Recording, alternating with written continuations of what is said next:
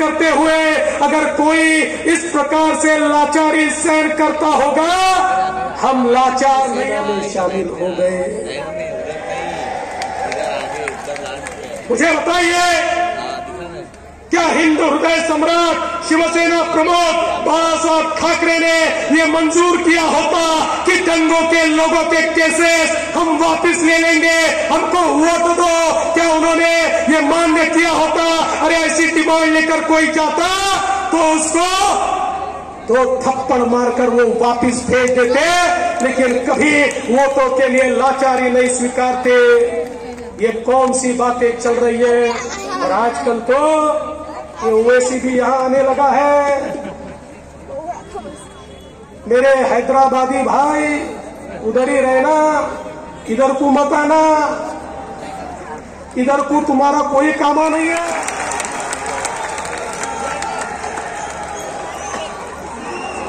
दोस्तों, गीदड़ के मुंह में खून लग गया है, गीदड़ के मुंह में खून। गीदड़ को लगता है हमने लोकसभा में वोट जिहाद करके मोदी जी को परास्त कर दिया, लेकिन उनको ये पता नहीं है मोदी जी की ताकत क्या है। उनको ये पता नहीं है मोदी जी की ताकत क्या है। अरे महाराष्ट्र में हम सोए हुए थे, शायद नहीं जाग पाए, नहीं समझ पाए, इसलिए हम लोगों ने गलती की और इनके वोट जिहाद को नहीं समझ पाए। लेकिन अब सोए नहीं है, अब हम जाग गए हैं, अब जाग गए हैं और जाग कर अब हम लोग इस चुनाव में वोटों करेंगे। इतना ही कहता हूं, हमारे विनोद शेलार को विधानसभा में चुनकर भेजिए, इतनी अपील करता हूं और अपने शब्दों को विराम देता हूं। धन्यवाद। जय हिंद।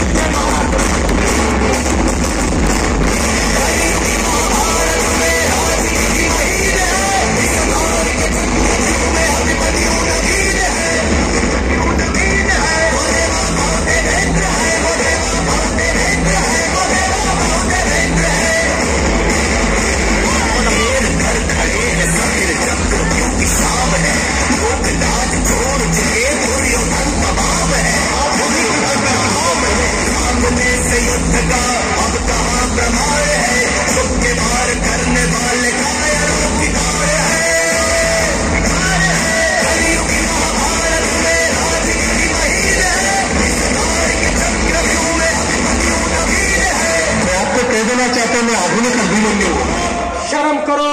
अगर यहाँ पर दंगों में शामिल जो लोग हैं, जो इस देश को तहस नहस करना चाहते हैं, ऐसे लोगों को छोड़ने की डिमांड होगी।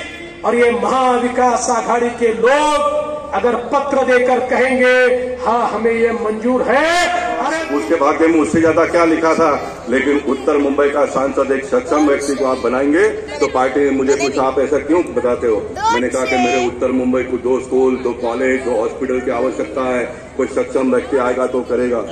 लेकिन पार्टी ने कहा कि आपको ही करना है। मैं मानता हूं कि हमने किया 10 साल।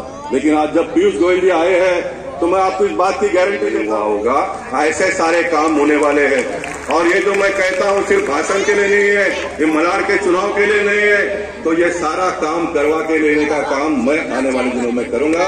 ये बात कहने के लिए यहाँ पर मैं आया हूँ। अंत में मैं विनोद शेलार के बारे में कहूंगा, जैसा मैं कुछ पागलपन करता हूँ वैसा विनोद शेलार ने भी कुछ पागलपन किया है। महिंद्रा एंड महिंद्रा का एडिशनल जनरल मैनेजर का नौकरी कोई छोड़ता है क्या? मैंने उनको कहा कि विनोद तुम अगर मेरे को पूछते तो मैं बोलता बिल्कुल छोड़ के ये धंधे में मत आना भाई, बिल्कुल मत आना। एजेंडे के ऊपर लाने का काम किया है। आने वाले दिनों में मुंबई को श्रम फ्री करने का संकल्प भी मित्रों वो पूरा होने वाला। मेरा जो टची विषय है, जिस काम के लिए मैं भारतीय जनता पार्टी के दरवाजे में राम नाईक जी के नेतृत्व में आया है, मैं महाराष्ट्र के सरकार को धन्यवाद देना चाहूंगा। मैं देवेंद्र फडणवीस जी को धन्यवाद देना चाहूंगा। हमारे देश के प्रधानमंत्री ने सबको हक्का पक्का घर देने का बात किया। 2015 में कानून देवेंद्र जी ने बनाया, 2018 में पूरा तैयार होकर इम्प्लीमेंट स्टेज पर आ गया। 2011 तक के लोगों को घर देने का अगर किसी ने वादा ही नहीं किया तो उसको इम्प्लीमेंट किया तो हमारे सरकार ने किया है, देवेंद्र फडणवीस जी ने किया है, एकनाथ शिंदे जी ने किया है। और आपको मैं बताता हूं, जिस विषय को लेकर उत्तर मुंबई के हम सारे नगर सेवक, सारे एमएलए और स्वयं हमने संघर्ष किया।